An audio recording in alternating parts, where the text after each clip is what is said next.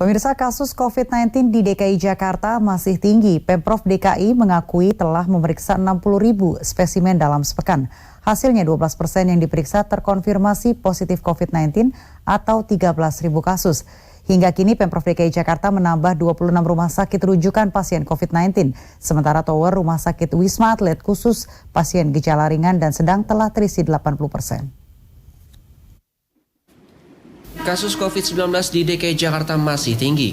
Pemprov DKI mengakui telah memeriksa 60.000 spesimen dalam sepekan. Kepala Dinas Kesehatan DKI Jakarta Widya Stuti mengatakan, DKI Jakarta terus berbenah melakukan mitigasi penurunan angka kasus aktif COVID-19.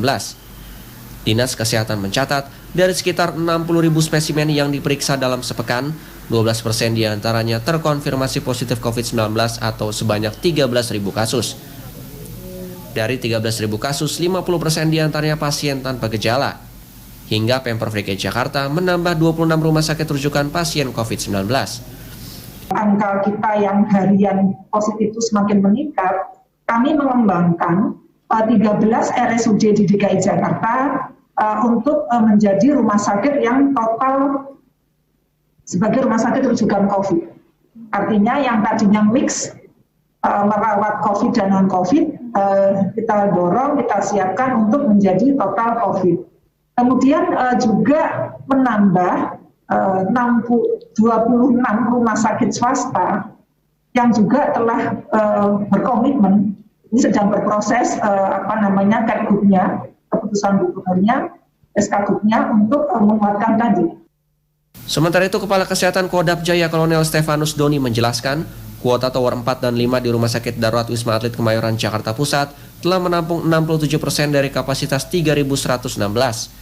Khusus tower pasien gejala ringan dan sedang telah berisi 80%. Untuk OTG memang aman ya, karena masih kita baru 67% itu dengan perhitungan 1 kamar 2 tempat tidur. Nah ini kita lihat sendiri pemulangan sekarang sudah ada 440. Untuk yang OTG ini karena memang kita sudah berjalan hari ke-11-12 ya. Ya di mana memang isolasi mandiri sesuai KMK yang diterapkan di sekarang revisi 5 ini 10 hari tanpa gejala mereka bisa pulang ya. Hingga saat ini tingkat kesembuhan pasien dari COVID-19 di DKI Jakarta mencapai 77% dan dampak penerapan kembali PSBB ketat, angka kasus terkonfirmasi aktif COVID-19 mulai turun. Rifki Baihaki, Angga Hikmayandi, JAK TV.